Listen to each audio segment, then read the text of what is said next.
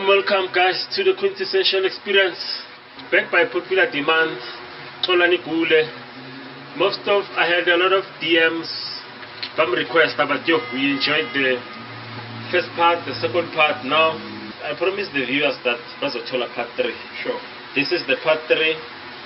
And what's your take on those two parts? Because we've merged them, part 1, part 2, Nama Outfit. What was your impression and how was the interview? No, I think we maximized on the opportunity and the time, because that's what production is all about.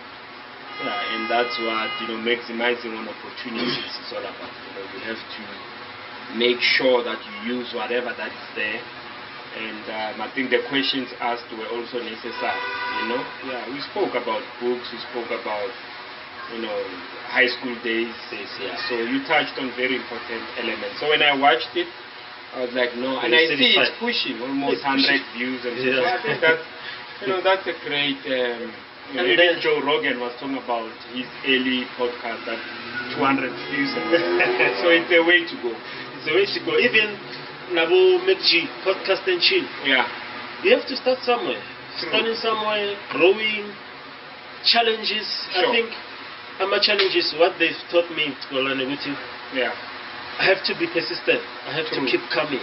As you've said on the previous sitting, that some artists, they're not that great, but they keep coming.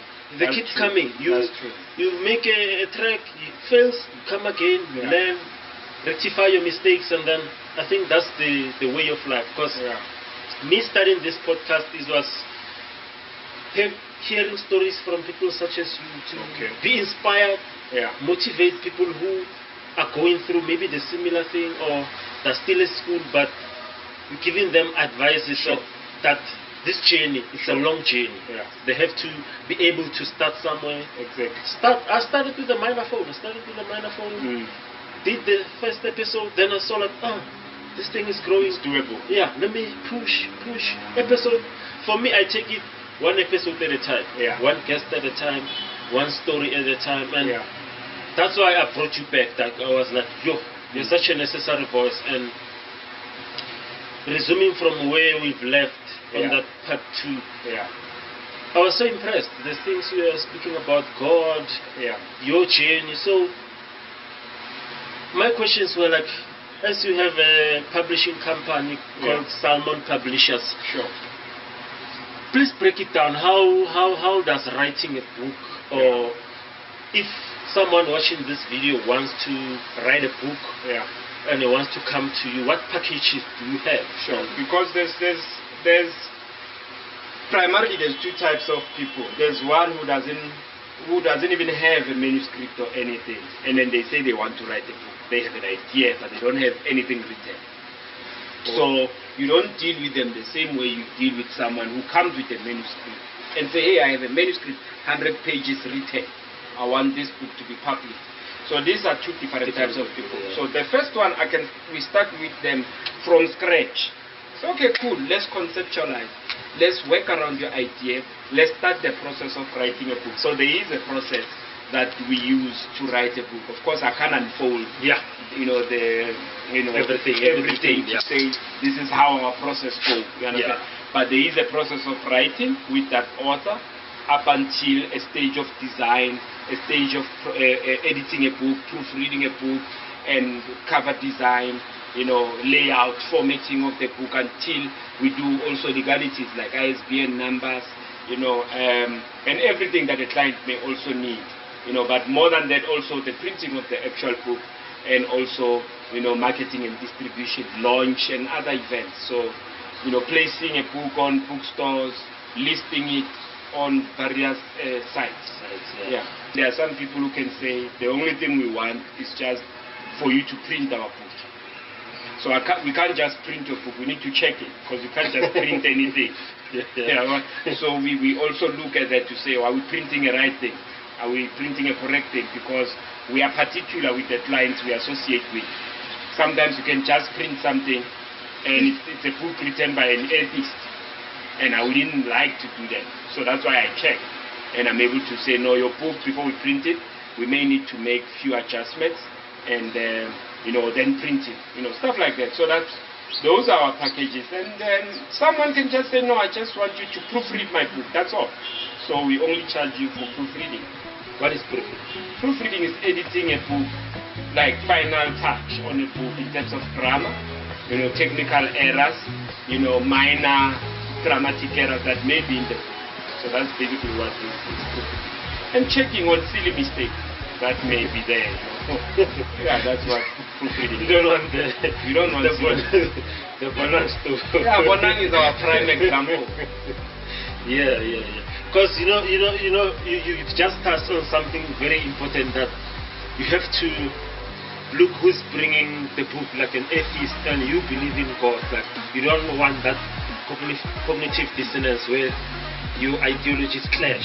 You want someone who you actually can work.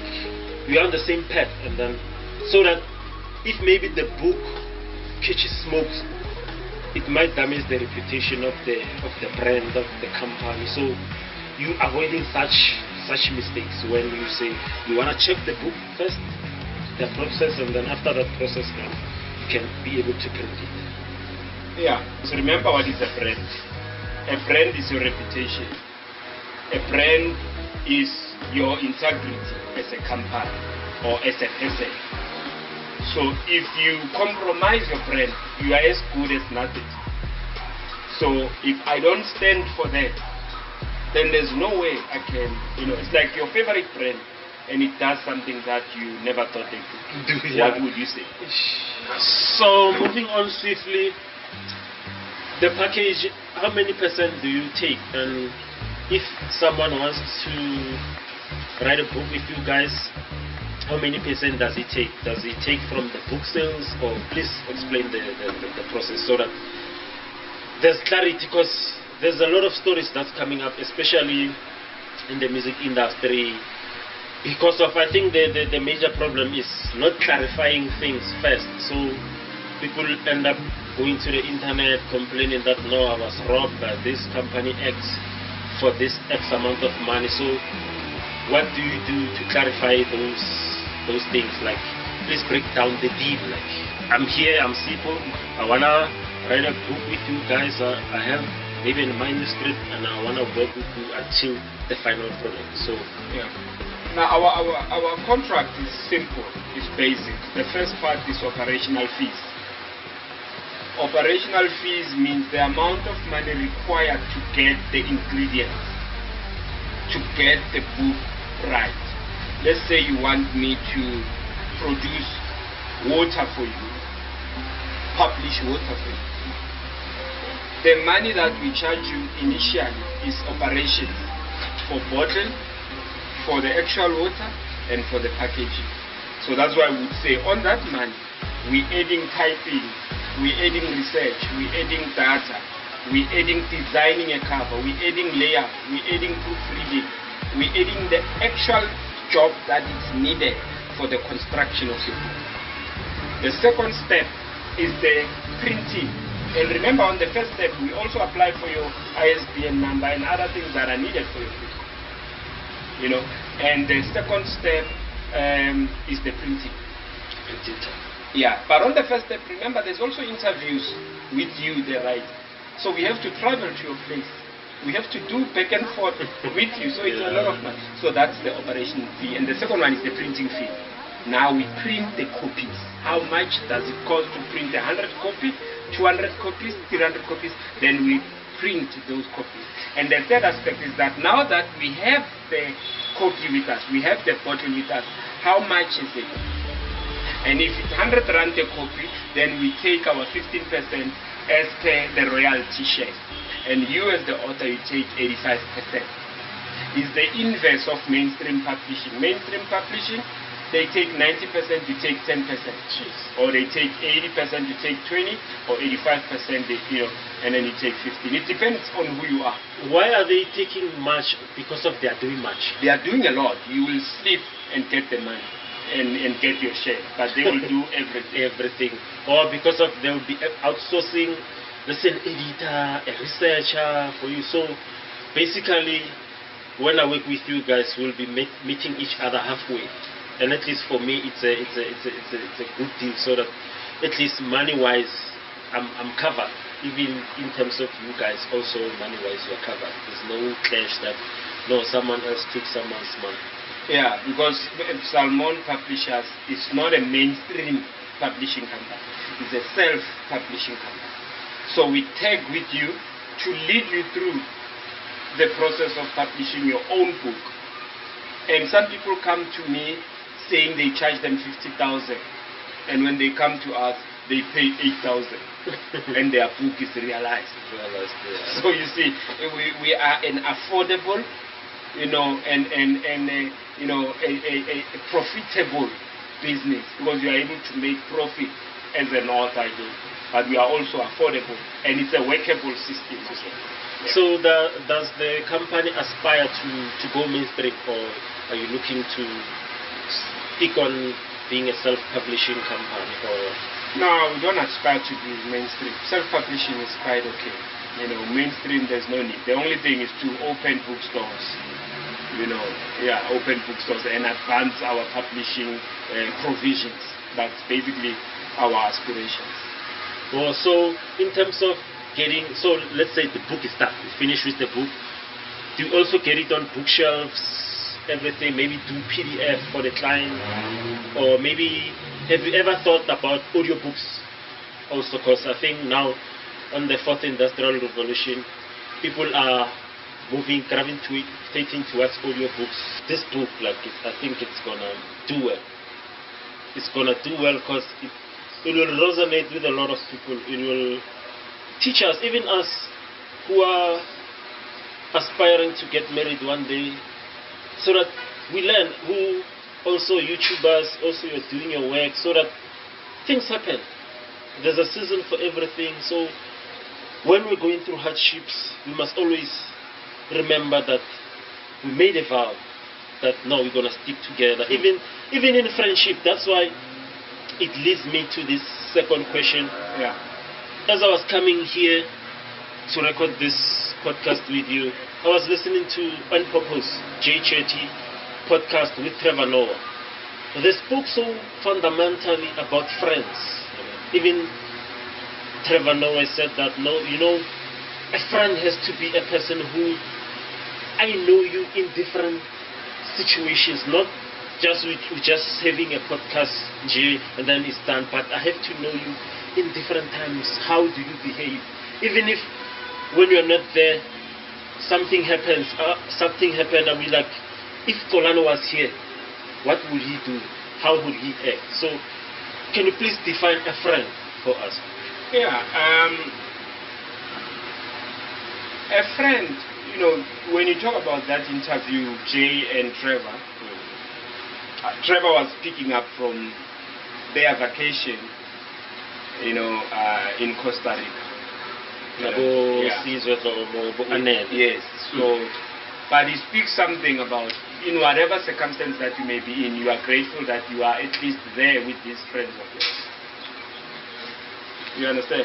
So, a definition of a friend is pretty much someone who's with you thick and thin. Today, the word friend is, it's really nullified like the word love. So it loses its value because you don't know exactly who is your friend. Because we have played so much with that term. But the essence of a friendship is someone that you can rely on. Someone that sure for case that they are there for you. And you can rely on them in tough times and also in good times. So what we do these days, when we are in bad times, we connect with certain group of friends. When we are in good times, we connect with certain group of friends. And that's a disastrous format. You don't need fair weather friends, those who are with you when times are good. You need flat friends who are with you 360. Those who would know that they have a special place, in your heart, and vice versa. For me to even call someone a friend, I must have seen them in fire. I must have felt and connected with them spiritual. You are a spiritual man. You know, First Samuel 18. I don't want to be biblical. Yeah. The Bible says Jonathan loved David. Now that's deep. That's deep. And Jonathan is a prince. David is from the wilderness, anointed to be king, ordained to be king, but he's not yet king. But Jonathan is a prince. His father is Saul. Saul is a king. Because Jonathan loved David, he made way for David. Bona ngathi masivale mfoka Gule. Sivale tata. And sizayivala nge-message onayo for umuntu ohleli ajongele video ofila ngathi angagive up. What words of encouragement ungamnika of inspiration, words of inspiration to a person who's about to give up sometime, or who's even having suicidal thoughts that izinto sihlangana, izinto ziyabheda, ngizame lokhu kwala, ngizama lokhu kwala. How can you advise such a person? And also, second one, a role via yesonto in a community. What critical role does the church play in a community? On motivation, obviously some of us we've been out of the motivation game.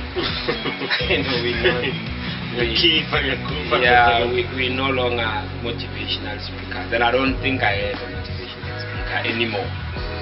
But encouragement is encouragement either way. When you feel like giving up, it's also an indication that you are near your dream. People quit when they are close to the golden crown. It's often the case. Rest if you must, but don't quit. And the challenge we have right now is that people want things to be in a successful gear. But there are times where there's nothing. You just have to flow in season. And ila abantu bathi azikiphi. And there's nothing. Nothing is working. Family is not. Hustling is not. There's nothing that makes sense. Remember, a suicidal thought is when a person's brain has thought about various ways to stay alive, but there was no reason to be. Before you even start thinking about suicide, you've thought about reasons to be alive, but you found none. That is where you must reach out to yourself. The best person to help you is yourself. That's why I spend time feeding myself spiritually, the inner man. That's why I'm self-motivated. You don't need external. That's why I'm self-encouraging. When I'm feeling low, I quote scriptures to myself. I start speaking to myself. I start advising myself. I start sermonizing to myself. Remember, we don't preach in public before we preach in private. You preach to yourself and encourage yourself. By the time you're in public, they are late. You've done it before. And that's why when we are there performing, we don't rehearse. Because we've done this more. It's not the stone that killed Goliath, but it's the fact that David was practicing behind the scenes. He's been killing animals, he's been killing bears, he's been killing lions. Now there's this Philistine called Goliath. So it looks easy for David to kill him, but he's been practicing, training behind the scenes where no one saw. By the time David went to Goliath, he didn't do push-ups. No rehearsal. He didn't waste time. So when you feel down wherever you are, just have an indication that you are closer to your success, closer to your victory. That's why you feel tired. And the good definition of excellence is that place between giving up and holding on. If you are going somewhere, let's say 3,000, and you walked 1.5, the same distance it takes to give up, go back, is the same distance it takes to continue and go forward. So you might as well go forward and not give up and not quit. So for me, and you will thank yourself later. And later you'll be like, if I gave up, I'm happy. That's the story of the 7-Up soft drink. The bubbles went up from 1, 2, 3, 6. By the time it's 6, the person who was supposed to be the original owner quit. And then the person who picked it up, the bubbles went up 7th time, and they called it 7-Up. You don't have to quit. It's not important for you to quit. It's a no-no. What's important is for you quit. Giving up is not an option. You have to continue. You have to do what's necessary, and you will start seeing the benefits of your resilience. The difference between professionals and amateurs is that professionals insist on moving on, and amateurs are quick to give up. So to answer the second question, the church is a place of morality, a place as a spiritual organization that helps those who are alienated, those who are now sidelined and marginalized in communities. That's why Jesus Christ says, I didn't come for the healed. The doctor comes for the sick. So a church is there to sort of spiritually rehabilitate people who seek purpose, who seek meaning, like that person who's about to commit suicide, who's on the bench. The church is a good ground to help them. Usifundisile man. Look, the 7-Up story and be resilient and to feed yourself. I think that's what has helped me, even myself personally, in the darkest days of my life.